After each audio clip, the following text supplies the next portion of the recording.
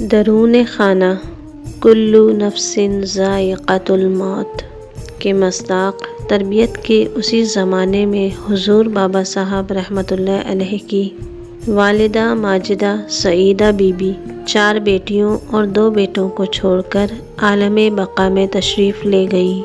حضور بابا صاحب رحمۃ اللہ علیہ کی ایک ہمشیرہ کے علاوہ سب بچے بابا صاحب رحمۃ اللہ علیہ سے چھوٹے تھے اور ان میں سے کوئی بھی سن شعور کو نہیں پہنچا تھا۔ قلندر بابا اولیاء رحمۃ اللہ علیہ اپنے بہن بھائیوں کی تربیت میں کمر بستہ ہو گئے اور بچیوں کی تربیت کے سلسلے میں دقت پیش آئی تو بابا تاج الدین ناگپوری رحمۃ اللہ علیہ کے ارشاد کے مطابق ان کے ایک عقیدت مند کی صاحبزادی سے دہلی میں آپ کی شادی ہوئی۔ تقسیم ہند کے بعد حضور قلندر بابا اولیاء رحمۃ اللہ علیہ مع اہل و عیال اور والد اور بہن بھائیوں کے ساتھ کراچی تشریف لے آئے۔ کراچی میں لی مارکیٹ کے محلے میں ایک نہایت خستہ اور بوسیدہ مکان کرائے پر لیا۔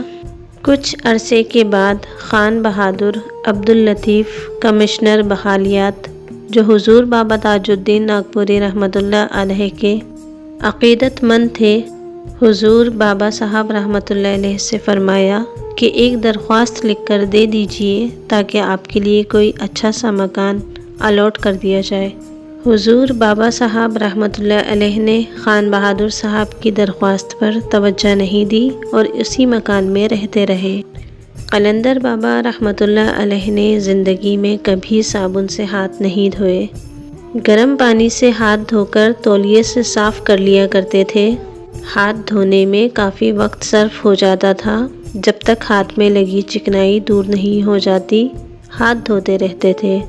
روزمرہ استعمال کی چیزوں کی ایک جگہ مقرر تھی، کوئی چیز جگہ سے بے جگہ ہو جاتی تو طبیعت پر گراں گزرتی۔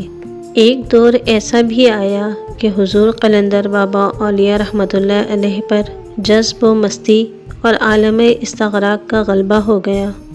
اکثر اوقات خاموش رہتے اور گاہے گاہے گفتگو بھی بے ربط ہو جایا کرتی تھی، لیکن جذب و کیفیت کی یہ مدت زیادہ عرصے تک قائم نہیں رہتی تھی۔